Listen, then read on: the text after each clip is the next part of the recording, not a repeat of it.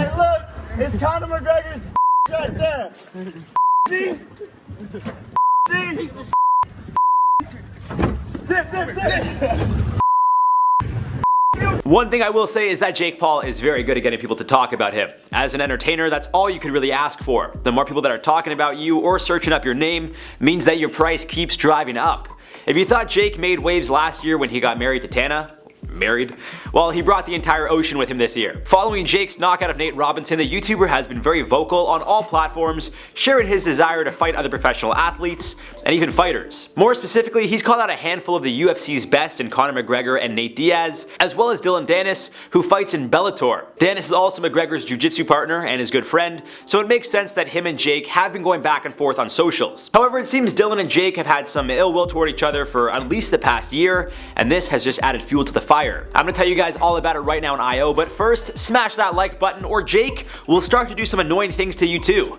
And who wants to deal with that? Jake Paul has done all he could over the last few weeks to get the attention of one of the UFC's best, Conor McGregor. He's tweeted at him, he's made Instagram posts, and of course, he's been seen on camera speaking with everyone and anyone about how he's eventually going to knock Conor out. However, unlike Floyd Mayweather, who is now slated to take on Jake's brother Logan Paul in February of 2021, it seems Conor isn't as interested in these kids games, as Floyd once referred to the YouTuber's careers. To no surprise, Conor hasn't shown even the slightest indication he's going to fight Jake, nor has he even entertained the idea of responding to him on social media. This has led to Jake continuing to poke the bear, doing what he has to not only get the attention of the world, but specifically Conor McGregor. Taken to his YouTube and Instagram, Jake posted a video the other day where he outright disrespected McGregor, his family, his country, and his fighting abilities. As you guys know, normally I would quote everything he said, but most of the things Jake said, well, they're not allowed on YouTube, so I'll include what I can. While leaning on a car, smoking a cigar, and drinking a cup of something, probably whiskey, Jake starts his video by calling McGregor an Irish,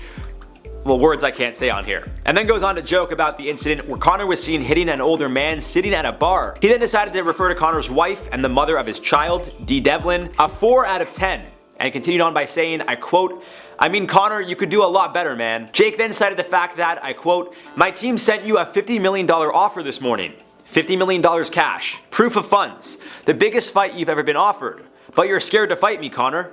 You're ducking me because you don't want to lose to a YouTuber. You're 0-1 as a boxer, I'm 2-0 as a boxer." I mean, Jake seems to forget that Conor made over $100 million fighting Floyd, but that's okay. Jake also refers to UFC's president Dana White's comments, saying there is a 0% chance Conor ever fights Jake. In response, Jake said both Conor and Dana were scared, and that Dana doesn't get any girls.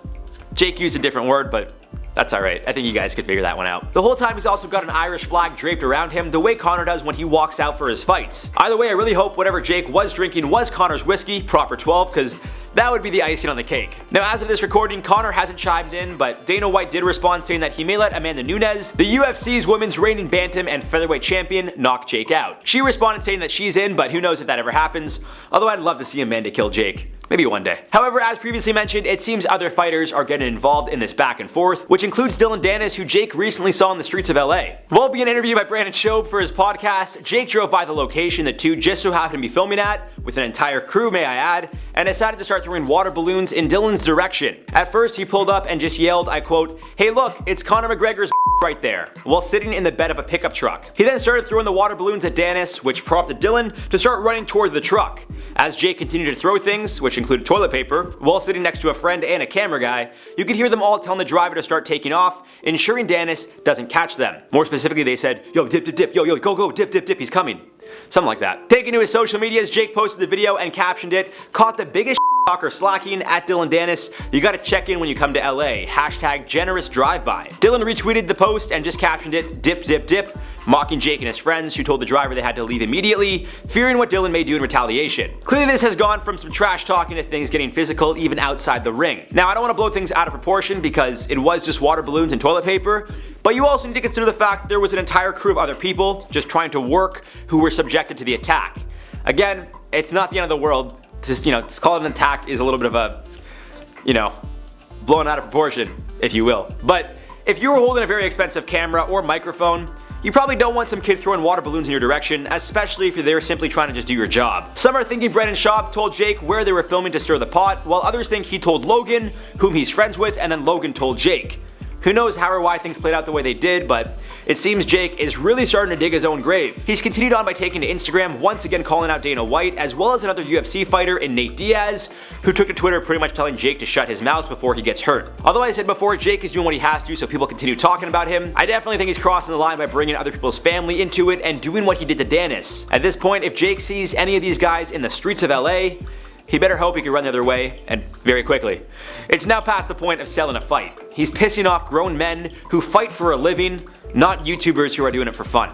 So if they catch Jake slipping in LA, well, don't be surprised if he gets what's coming to him. As of now, it's unclear who he's going to be fighting next and when, at least officially, but he may find himself in an unofficial street fight much sooner than he's expecting, and let's just say Karma isn't known to be the nicest person to everyone. You know. I'll leave it at that. Alright guys, let me know your thoughts on this one down below. Has Jake crossed the line, or is he just trying to make a fight happen? Connor has definitely crossed the line before. Numerous times, may I say. So maybe things are just coming full circle. Who knows? Let me know your thoughts down below. For now, let's do some comment replies from the video. Shia LaBeouf is in major trouble. Here's why. Lanazan said, so, the shooting stray dogs is just going to be glazed over. I thought animal abuse is now a felony. I wouldn't necessarily say I glazed over it. I mean, I didn't want to make it seem like what he, like shooting the stray dogs was a bigger deal than what he did to his ex-girlfriend. And, you know, I mean, I think they're both equally as bad, but he's also known to be a liar, and he might have just said that to scare her. Who knows?